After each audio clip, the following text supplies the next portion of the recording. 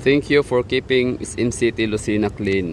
Yan po yung pinaabot nilang mensahe dito sa mga tricycle driver kasi nila dito pinapagamit sa mga tricyclean. Anyway, so yun ang ito yung first unang gising natin sa Lucena at ito na rin yung huli nating araw dito kasi kumbaga parang overnight lang, tapos gusto ko lang makasilip ng itsura ng Lucena City kasi dati na ako'y bumabiyahe pa dito since 2009, 2010, 2011, yung mga year na yan, panay biyahe ko niyan papuntang Bicol o Legazpi. Tapos ayun, lagi kong nakikita yung SM City Lucena or SM Lucena. Ayun ang SM City Lucena. Tapos yung ang SM na to di naman siya open gawa nung gabi ng mostly biyahe kasi sa bus bound for province and Manila, vice versa. Yun, nasa mga alas 10, alas 9, alas 8, alas 10, alas 11, basta hanggang madaling araw. So, sabi ko, ano kayo meron dyan? Kasi dati pa naman, 2009, hindi ko pa naman kabisado talaga yung tungkol sa mga highly urbanized city, mga independent component city, na mga first class income municipality. I mean, income class municipality, alam ko yun kasi nga, may mga transaction ako sa MPDO. Ano yun doon? Municipal Planning Development Office. So syempre mababanggit lagi yan ng pinaka-head ng opisina. So yun na nga, bali familiar ko yung income classification sa mga munisipyo. Pero yung sa highly urbanized city, hindi ko pa alam yun. So yun pala, ito pala yung highly urbanized city. Ito si Lucena. Nitong huli ko lang din nalaman. At saka parang bago na yata silang na declared or na approve, ganun. Kasi hindi pala yan parang declaration kundi ito pala ay application and approval, ganun. Pagpasok ka na sa requirements or complied or parang na-hit mo yung requirements ng isang city like 200 population at least, tapos yung certain income na yun nga, ilang million ba yun, ay pwede ka na mag-apply for highly urbanized city. At hindi rin lahat ay ma-aprobahan. Kasi meron akong dyan may alam tayo dyan na LGU city na hindi talaga siya na-aprobahan for highly urbanized city, which is ang San Jose del Monte, Bulacan. Around 700,000 population na sila. Tapos lagpas na rin sa quota or lagpas na sila sa yung hinihinging requirements para na income, millions, no? So daming millions ang income nila, pero hindi pa rin sila na-aprobahan. Parang ang issue kasi doon, hindi naman daw talaga siya parang city, kaya lang daw dumami yung tao dahil nga daw sa ito'y relocasyon. More on housing relocation yung lugar nila, yung SGDM, kaya dumami yung tao. So parang questionable, hindi pa daw, parang hindi daw lahat ay doon registered o basta doon naninirahan lang. Kasi tatrabaho naman sa NCR. Well, yun lang naman nasabi sa comment section ko lang din nakita sa threads ng Comsec. So ito yung nila dito, SM Lucena. Maliit lang siya, hindi siya kalakihan. Pero mas okay ito, mas malaki yata ito kumpara sa saan ba. Hindi, okay na to, lumang SM. So maliit lang yung nila SM dito. Hindi siya, parang hindi siya nilagyan ng extension. Hindi siya na-renovate o ibig sabihin na maganda pa rin naman, okay lang to. Pero yan nga, bali old model na SM, hindi siya yung modernized. Hindi siya pinabago or extension, wala nang ganun.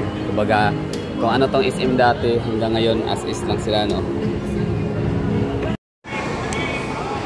So yun yung kanilang showing Cinema 1. Grabe ang liit ng cinema area, para lang parang mga maliliit lang din ng mga shopping malls na napuntahan natin all over the Philippines. So ito yun. Pero ang mahalaga yan, meron. Pero sila, outdated yata ang kanilang mall. Hindi na napaganda or baka may bago na gagawin si SM. Pero for example kasi Davao City, kahit naman na meron ng mas bagong SM, yung SM na luma, pinaganda, dinagdagan, ginawan siya ng extension. Lucena City. Ito lang yun natin, ha. parte lang to ng una nating gising, first impression sa Lucena. O impression, syempre okay lang, Pilipinas pa rin, mga Pilipino andito. Syempre Tagalog na. Ang Quezon Province pala yung Quezon Province, Bulacan, tsaka Batangas, Calabarzon, no? Yung mga lugar na yan ang pinaka original na mga Tagalog. Kasi yung Tagalog ng NCR, hindi naman lahat dyan yun talaga yung punto. Magkaiba ng punto sila sa NCR. Kasi nga, naging mikas-mikas na rin ng NCR. Pero ang Quezon Province, madalang nang makita ng mga Bisaya rito. Siguro ngayon, medyo marami-rami na. Kasi nga, alam niyo naman na ang Bisaya, kung manakop talaga yan, wagas. So, ibig ko sabihin, sinasakop, no, na massive ang invasion ng mga Bisaya.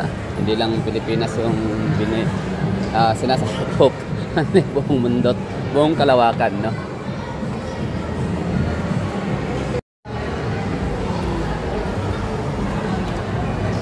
So dito yung mga Tagalog na malumanay ang salita, or malumanay, malambing, malumanay, tsaka malalalim din.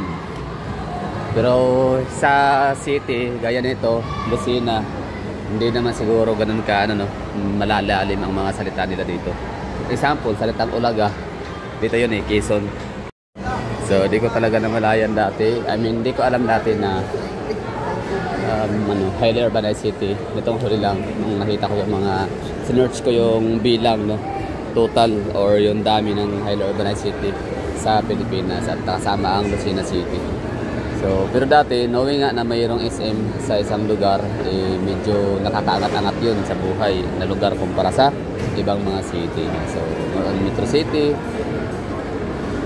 City or mga regional capital ng mga syudad or mga metro capital, parang ganun, or provincial capital ng mga city. So, ito yon, Lucena City. Sila yon, yung natatawag natin, kahit hindi man sila tourist spots, hindi man sila lugar na talagang daanan or gateway sa kanilang probinsya, at least mayaman sila, no, dahil nga sa siguro factory. Yun naman talaga mapagpayaman na isang lugar, syudad, factory. Kaya kailangan i-empowered mo yung mga locals, no, kailangan maging sila magiging sila purchasing power, ganun. Meron sila kakayahan mag-purchase kasi useless talaga dami ng tao sa lugar kung ang afford lang din naman nila is yung kaya lang igastos is yung galing lang nakukuha galing sa gobyerno ng mga paayuda.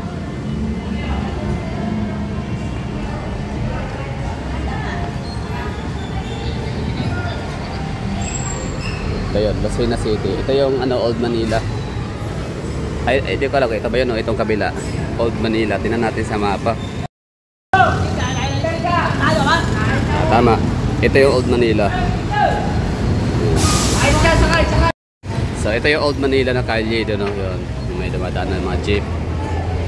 Tapos ito naman ang Dalahican. Okay, Dalahican Road. So malaki itong Dalahican Road. Di ko alam kung saan to patungo.